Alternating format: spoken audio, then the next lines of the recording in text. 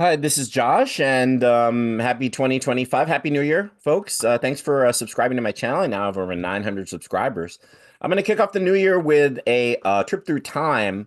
Is going to be a retrospective. Charles Wright, Express Yourself, 1970. It was his big hit on the Billboard chart with the Watts 103rd Street Rhythm Band versus NWA 1988 release. I was in high school. I remember hearing it being played once in a while, but I was never ever into gangster rap. I'm sorry. But I did think that it was a great song to listen to. Well, I listened to it a few times. I was into old school hip hop and rap. I always thought like community-based rap was fun to listen to. They were really positive for the community. If you grew up in urban city housing, you know what I'm talking about. We don't need to discuss it.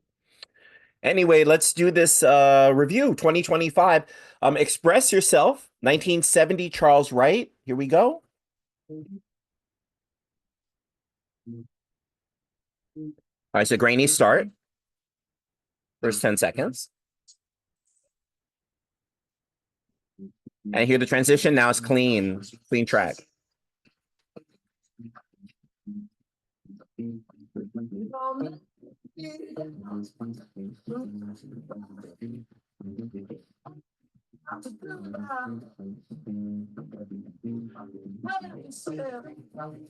It's good.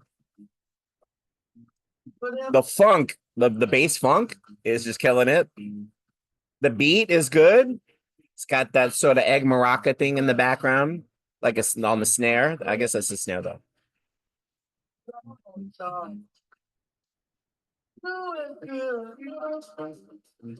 So yeah, this is it. 1970s version. Oh, here we go.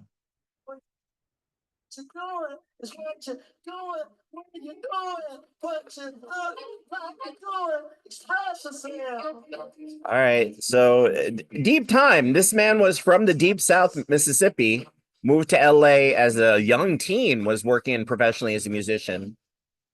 This boy from the South who worked a variety of top bands. Okay. And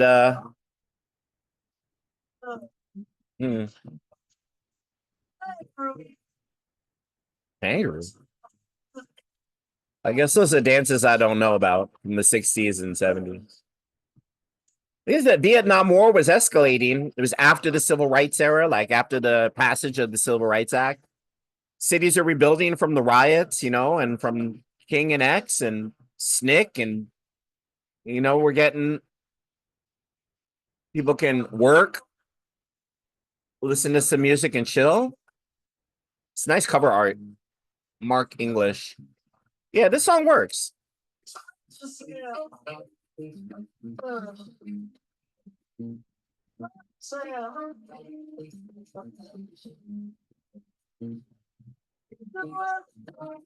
you can hear it's heavily sampled. And the trumpets, yeah, work at that car, baby. Yeah, nice. All right.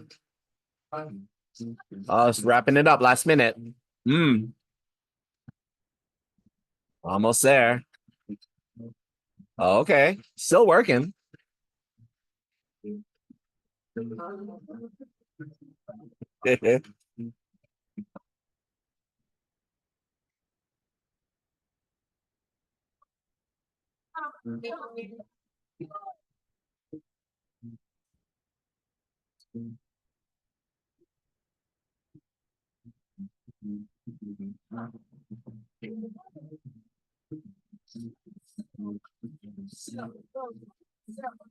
Really good version. Sounds like a man that just loves being a musician, performing for people after their long, hard day at work, really understands that. Just a dedicated musician. Nice complex layering, the funk, the beat, and his sort of skedaddle end here. It's good.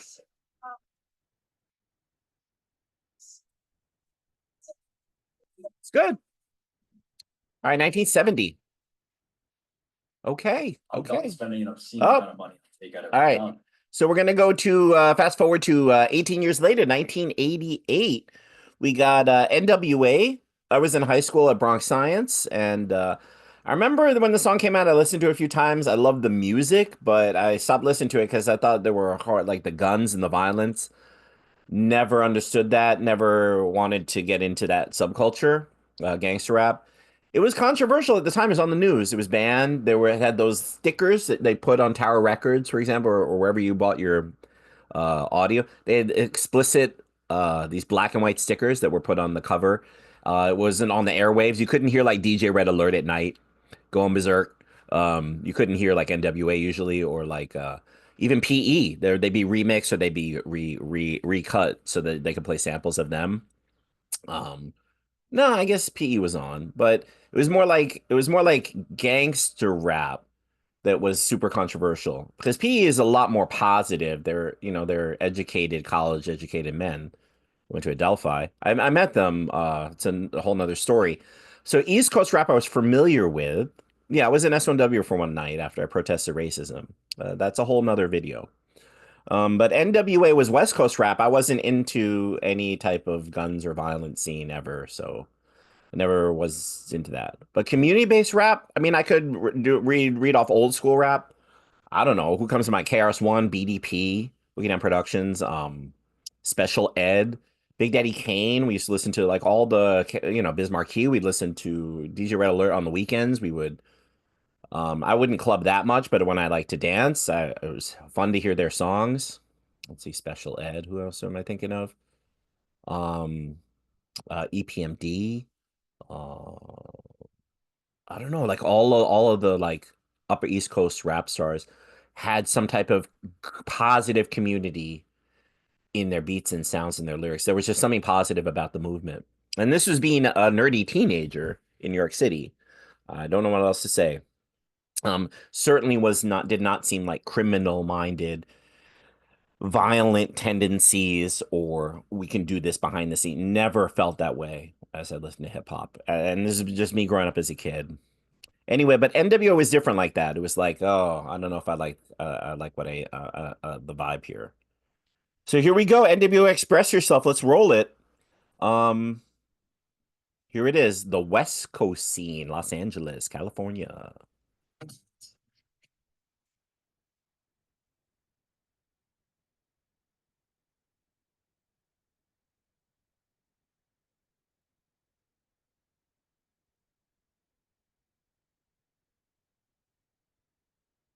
So these crackers putting crack in the community.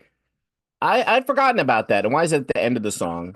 There was a huge crack epidemic. I grew up in the city and we used to bike in these bike gangs. We stay out of trouble that way, honestly, mostly. And we go to the bike contests and the jumps and stuff and the quarter pipes. And this is before the X Games.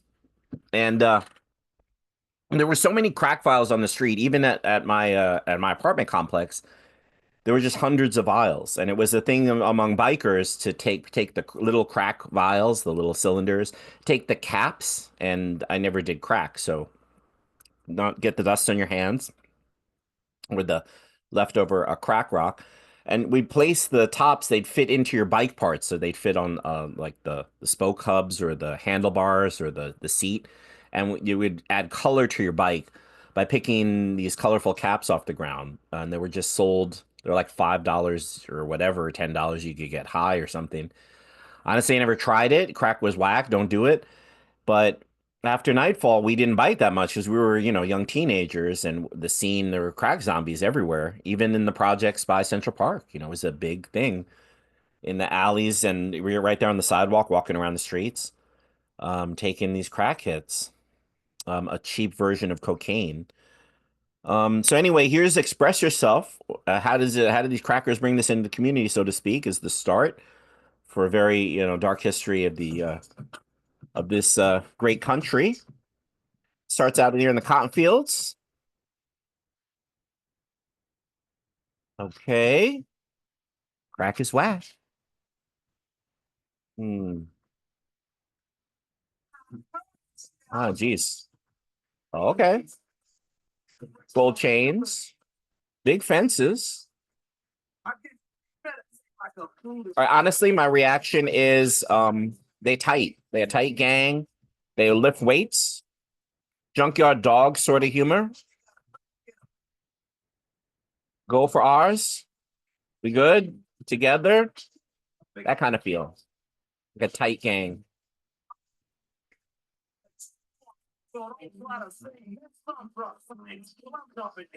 Tight block. Like a tight block.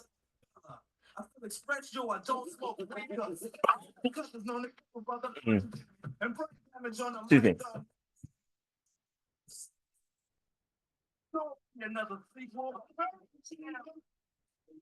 So I haven't been to Watts. I haven't been to LA, but he's pumping some iron. Okay. Pumping. Playing some ball. Oh, look, it's Ice Cube. He looks young. That's Easy A, I think, though. Oh, that's definitely Dre. Gold teeth.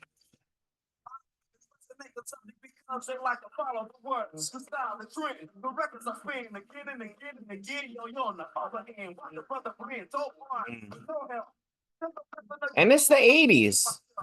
You know, it's after the They got no Lakers jackets or anything. Oh, Fear of a Black Planet was coming. Maybe that wasn't out yet. But here he's in the Black House. Huh. Wow. They all look so young.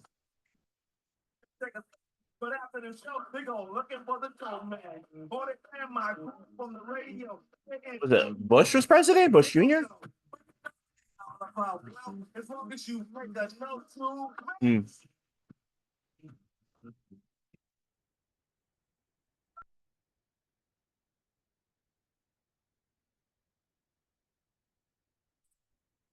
The name for that makes something dope on a record. That's what he came for.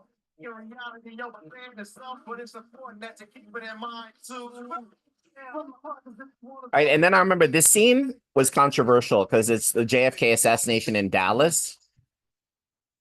And I remember watching a video saying that at the time, a lot of the special forces or something that in the 60s and 70s were drinking heavily before, like, it was just a typical parade. So they were like hungover when they were on the set. So the first minute when the tragic day happened and our president was assassinated, there was a very slow reaction from the guards all around him because they were all hungover from alcohol. I don't know if that's true or not, or if they've changed policy, but the reaction was kind of lagged as he slumped over in his car, like what just happened. So it certainly seemed to take the motorcade by surprise when it happened. Oh, now he's on the horse. Oh, gold chains. Yo, is that Tone Loc? It definitely looks like Tone Loc. They're gonna start some other bands. I don't know who those are, like Venice Beach Muscleheads. I don't know who they are. Okay. That looks like MC Hammer moves. The head bob. Looks like him. Those parachute pants. Yeah, I wasn't that too much into LA, the LA rap scene. Because there was a New York kid, you know? All right, there it is. Heavily sampled. Notice very light on the trumpets, though. And ends with Death Row Records. Oh, he's out. He's done. When you deliver with DoorDash. All right. So a quick retrospective. We're talking about this man is still alive today. Charles Wright started out in 84. I'm going to quickly scan his wiki here. Born in 1940. Grew up in Clarksdale, Mississippi. According to the book, the sharecropper that owned the plantation was a cruel man who grew up on a cotton plantation. Oh, hence the nod to him at the start of the NWA video. He literally grew up on a cotton plantation. Oh, snap. Okay. Sold by Belvin, please stop copying my sound. Okay. His big hit was the 1970-71 hit Express Yourself. Having been associated with Johnny Guitar Watson. Huh. 84. He was a member of the Shields, LA-based doo-wop group in the late 50s and early 60s. So he's a late teenager. Modern Challenge, Latina. Recording is Charles Wright by 1966. Okay. So his earliest recordings, official recordings, he was 26 years old. Yeah. Impressive career. Still alive to this day, 84. Looking at his the wiki of his band. Yeah, I wanted to get to the band. There we go. They formed in the early 1960s. Had a most visible tour 67 to 73. 9 singles reached Billboard's top charts. Do your thing till you get enough. Love Band. Express Yourself. These are again heavily sampled. Um, yeah, but not the trumpet so much, but the funk bass and the beat that they layer with on that NWA hit.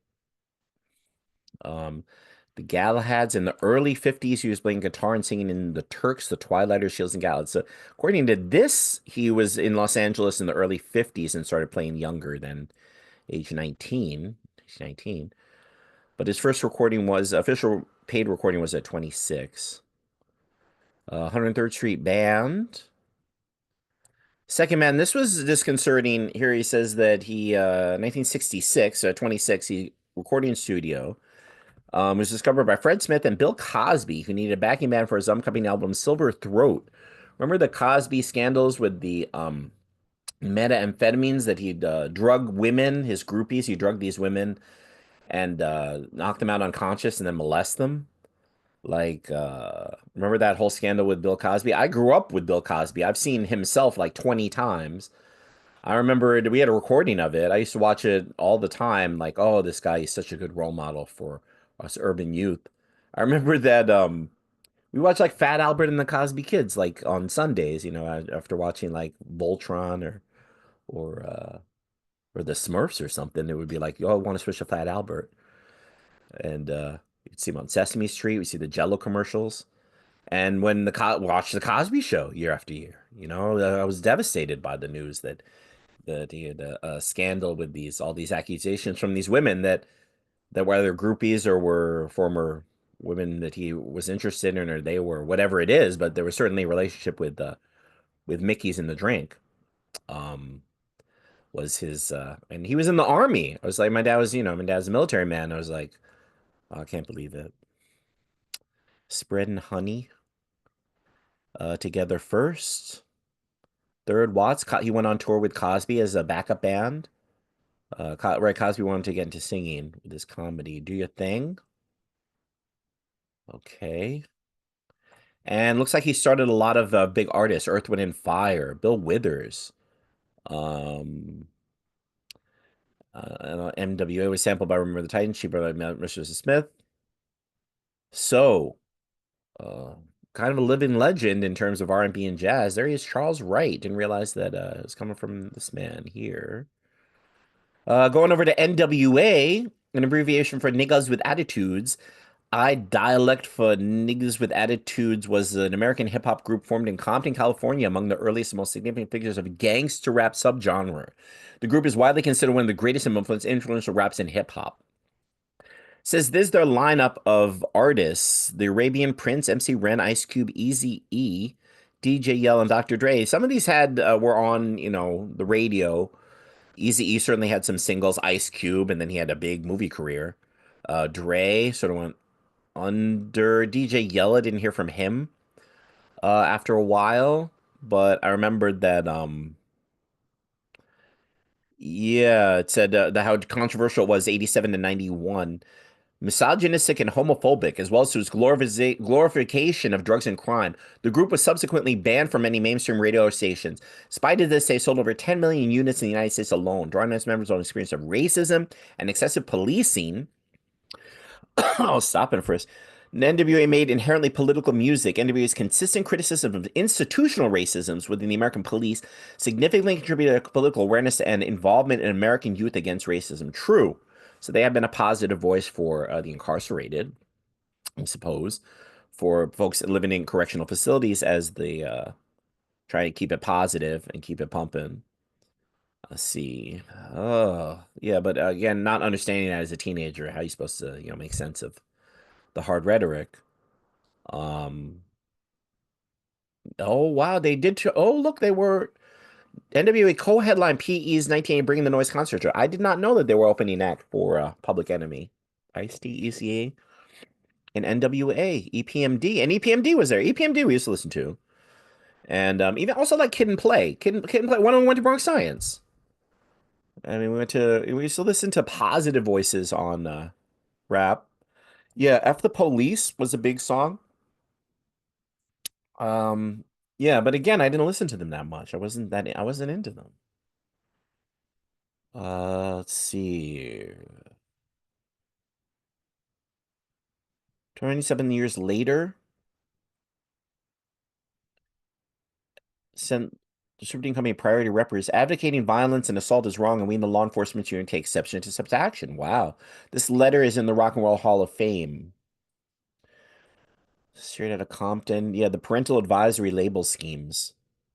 Those black labels. 100 miles and running and niggas for life up to 91. Okay. The end of NWA. They ended in 95. I didn't realize they ended. Someone died. Oh, Eazy-E died? Oh, there he is. He died in 95. I don't remember. Didn't remember that. How did he die? Former's death in their 19. The mother of 2 years. They're not talking to each other. So it looks like there was some infighting among their group. There were some problems. Accused Dre of being homosexual, calling him the she thing. Eazy-E, and then Eazy-E died. I don't know. This is their business. This is not my business. I don't never was a fan of them. Present, they're reunited. They have individual start a lot of big rap tours. Oh, look, here's their timeline. They reunited 1991 to 2001, 2002. One of hip hop's most influential groups. Wow, political legacy.